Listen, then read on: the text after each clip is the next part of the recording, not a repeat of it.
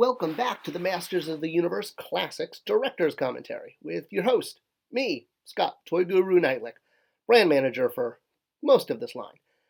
And if you're joining us for the first time, well, go back and see the first Director's Commentary. But if you're a continuing viewer, here we are at Swiftwind. Yes, a horse is a horse, of course, unless it happens to be a unicorn Pegasus horse, which is what She-Ra rode in the Filmation series and became beloved of children everywhere. In fact, Swiftwind and all the horses in the Princess of Power series, well, they were a really big part of the toy line. Not as many flying horses in the show as there were in the toy line. You can kind of figure out the ratio to flying horses to non-flying horses, comparing how many were released as toys versus what actually showed up in animation. But the reason the toy line was so chock full of flying horses is, well, the obvious. Girls love horses. I mean, what can I say? When I was a little girl, horses were my number one thing. Okay, I was never a little girl, but if I was, I probably would have liked horses. And having horses in a girl line, well, it just kind of doubles down, because when you've got a doll with magic powers and combable hair and awesome, cool dresses, well, adding horses is just a recipe for success. There's been tons of studies about why girls love horses, but, we're just going to leave that there and know that it's just a thing. And adding horses to a girls' line just means it's cooler for girls. What can I say? And the horse everybody wanted, of course, was She-Ra's horse, Swiftwind, or Spirit, as Swiftwind is a he. He was known without his transformation. And as I noted, Swiftwind was not the only horse in the Princess of Power line, and that actually becomes an important factor when tackling the horses in Masters of the Universe Classics. As I've mentioned in a few videos, when we were updating Princess of Power figures into Classics, we were looking at them as if they had been released as part of an action figure line in the 80s, not a doll line.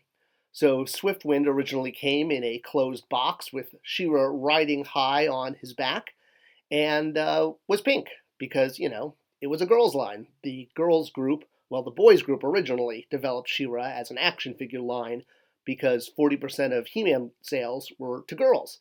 So they wanted to expand it, but the girls group got wind of this and said, nope, we're going to develop that because girls group, dolls, they just go together. And Swiftwind quickly became part of the line and part of the girls group development. And there were two Swiftwinds. So you had Royal Swiftwind, which was added later in the line, which reflected a little bit more to the animated colors in that he was white, but still not quite the Swiftwind from the show. And as I mentioned, other horses were added, mostly because, like Battle Cat and Panther before them, once you had a horse tool, meaning a mold for the horse toy, well, you could just punch that out in any number of colors, and basically everyone in the line kind of got their own horse. Okay, I know not everyone got their own horse, but, Storm was Catra's horse and took her into battle and also had removable wings, so Storm could either be a regular pony or a Pegasus-y pony, and that basically meant all of the horses got this treatment. Even the boyfriend male token character in the line got Arrow.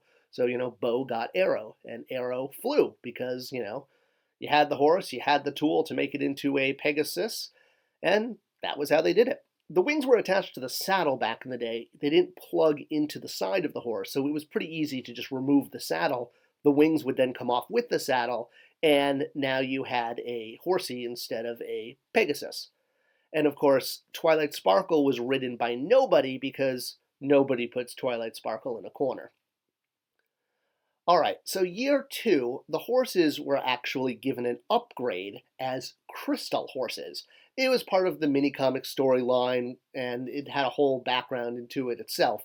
I don't need to go into that in this video, but let's just say for reasons, all the horses were now going to be made out of crystal energy, which was great because now you could cast that same existing toy tool in see-through translucent plastic, and it was new to you, and now all the horses got a cool makeover, or at least new horses got released in their new cool crystal form. So some of the horses got assigned specific riders, like Crystal Moonbeam here was going to be ridden by our favorite peacock waving character, Peekaboo. She came both packed with the horse, or you could buy Crystal Moonbeam by herself. So lots of different options for buying. Same with Crystal Sunbeam, which was, I guess, officially assigned to She-Ra's favorite bee friend. And again, you could buy Sunbeam separately or with Sweet Bee. It just depended on your budget or whether you already had Sweet Bee and just wanted to add Crystal Sunbeam to your growing Princess of Power horse collection. She-Ra was not left without, and she got a crystal version of Swiftwind. So even Swifty got a crystal clear pink version of him for her to mount. And so now we really had 3 different vintage Swiftwinds as precedent. So now we have to say, well, we want to do this in the classics line, but we know the figure that people really want is the Filmation version of Swiftwind, with more of the rainbow wings and the very white skin, as opposed to the pale white of the Royal Swiftwind. This is what they wanted. This is a fan custom of the vintage figure, with the red hair and the pink mask and the pink, bridle or sash. I don't know what that is around the neck. But like I said, I was never a little girl with horses. So we had to look at what we had access to. We had access to the toys, and we also had access to the vintage style guide. And while the style guide contained the Filmation look for the characters, like Bo and Catra and She-Ra, it did not have the Filmation look for the mounts.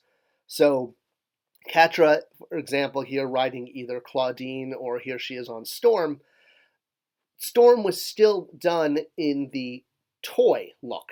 She was so you had like Filmation Catra riding on toy Storm was how the licensor kits were done.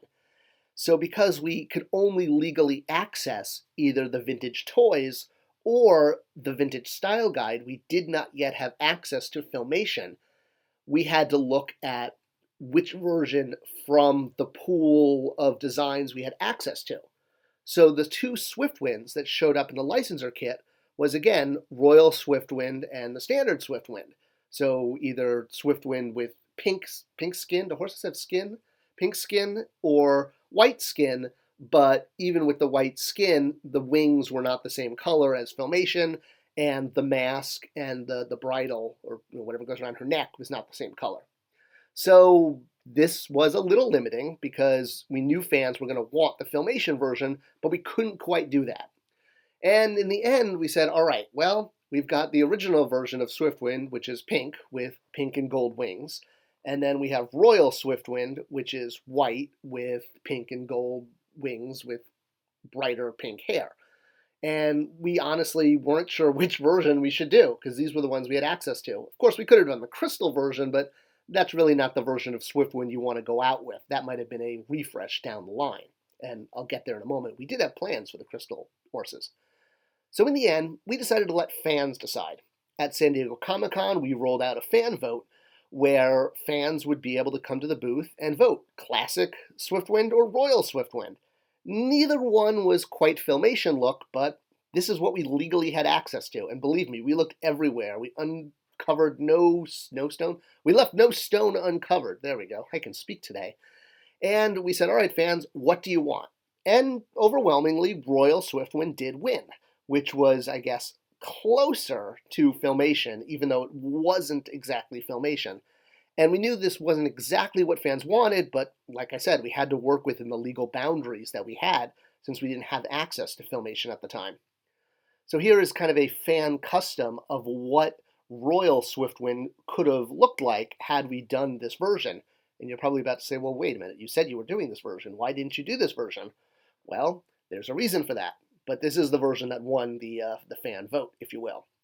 Well, as it happened, the toy gods smiled on us and fate stepped in. And just when we needed it, we got the rights to make Filmation characters, like right as we were about to start decoing Swiftwind. And there was much rejoicing. And all this meant now we were going to be able to give fans exactly what they wanted. Oh, we were so relieved. We could not have gotten the Filmation rights at a more opportune time. So we basically threw out the fan vote results and just said, forget it, we're doing the Filmation version because we have access to it now at like the 0 hour. And that meant you fans could finally have the Swiftwind that they'd wanted ever since they were kids, because they never put out a Swiftwind in the vintage line that was in the color scheme of the animated series. And oh boy, were we relieved, because we really didn't want to put out the toy versions because we knew this is what fans wanted. We also knew we were going to have a bit of an issue with the saddle, because the way the original She-Ra was developed in Classics, her legs couldn't, well, basically mount a horse. They couldn't spread enough in order to go over a saddle. They were supposed to, but because of restrictions and because of the type of plastic used at the time, her legs couldn't exactly fit over the full saddle. And we looked at ways of trying to solve this. One of the things I proposed was, what if we included kind of a little extra piece that could go between Swiftwind and She-Ra, kind of like a booster seat. I mean, not like this, but, like a little square. Well, the way we actually wound up solving it was just reissuing She-Ra in the same month and doing Bubble Power She-Ra with added articulation and looser plastic so her legs could actually go over the saddle. So while the original She-Ra couldn't, Bubble Power She-Ra could. And that meant She-Ra could actually mount Swiftwind and take to the skies, and it was awesome. But fans were still not satisfied, even though we created a brand new box, and Swiftwind had removable armor, face mask, with the horn, and the wings could pull out, and the saddle could come off. I mean, it was a really, really good toy, and it was fully articulated. And I should mention, it was the second toy to advertise the upcoming Create a Character contest, which we were going to have in 2012. And I'll get more into that in a future video. But, as I said, no fan is a fan without being a little disappointed or wanting more, and I understand that because I'm one of those fans too, and I probably would have said the same thing. So the question that fans were asking was, well, what about Spirit? Why can't we transform Swiftwind into Spirit? We can remove the mask, of course, but you still had the, what do you call it around the neck? It's not the bridle, the necklace, I don't know, that big pink thing around her neck. I'm just going to call it the pink thing. I don't know the technical term. So if you removed everything, that pink thing was not removable. It was permanently attached. Plus you had those giant holes in his side, that the wings plugged into. So that was an issue too. But to explain it, this was never meant to be Spirit, because not just because of the holes in the side or the pink necklace thingy, but the hair. The hair was wrong too. There were too many things that needed to change in order for Swiftwind to look like Spirit. In fact, not just the hair had to be different and a removal of the pink necklace thingy, but there was also a little extra thing that went around the ears that was on the forehead of Spirit. So that was going to be needed too. You were basically going to need two completely unique heads in order to transform Swiftwind into Spirit, or back and forth. So what we basically decided to do is approach it exactly like Cringer and Battlecat. Battlecat was not Cringer just by taking off the mask. The intent was to always create an original Cringer figure. In fact, we had a super articulated Cringer planned for 2016 and a placeholder one for with Marlena in 2011. So the idea was, Spirit was a well-known enough character in his own, just like Cringer, that deserved his own figure. So Swiftwind was never meant to be Spirit, just as Battlecat was never meant to be Cringer. And we did have plans for a lot more horses. Bios were written for a ton of them. All of the Crystal horses got bios. Catra's horse got bios. I think we had to look at the name as Silver Storm instead of Storm. I don't know if that was a legal thing. I have to look it up. But the only one we wound up getting to do was actually Arrow, which was Bo's horse. And we, again, did the Filmation version. And this one, we were able to do kind of saddlebags that plugged into the holes that the wings would go into. Since Bo didn't ride a flying Pegasus in the show, but we knew some fans who were fans of the vintage toy were going to want to have the wings. So the wings could plug in by removing the saddlebags, and that's how we solved that. There wasn't really a transformation the way there was with She-Ra's mount, which really required two different toys. mean, you could never have too many horses, so I think the idea that we had planned another horse for She-Ra wasn't a bad thing.